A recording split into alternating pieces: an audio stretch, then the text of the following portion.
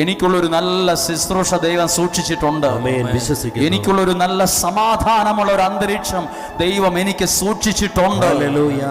ചോദിക്കുവാണ് യേശു, അവരോട് പറയുവാണ്, നീ നല്ല വീഞ്ഞ്.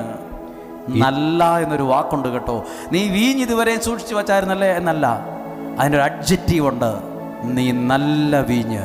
ദൈവം നമുക്ക് തരുന്നതൊക്കെ എന്തായിരിക്കും? നല്ലത്. നല്ല വീട്, നല്ല ആരോഗ്യം, നല്ല സമാധാനമുള്ള അന്തരീക്ഷം, നല്ല മക്കൾ, നല്ല ജോലി, നല്ല ഭാവി, എല്ലാം നല്ലതായിരിക്കും ദൈവം നൽകുന്നത്. നല്ലതു തരാൻ ആഗ്രഹിക്കുന്നതിൻ്റെ മുമ്പിലാ ഈ ത്യാഗം സഹിച്ചിരിക്കുന്നതും നിൽക്കുന്നതും പ്രാർത്ഥന കേൾക്കുന്നതും. നല്ലത്, നല്ലത് ആദ്യമല്ല വിളമ്പിയത്, നല്ലത് ദൈവം സൂക്ഷിച്ചു വെച്ചു എന്ന് എനിക്കിത് ഒത്തിരി വിശ്വാസമാണ്. നിങ്ങൾക്കുള്ള ചില നന്മകൾ ദൈവം സൂക്ഷിച്ചു വച്ചിട്ടുണ്ട്.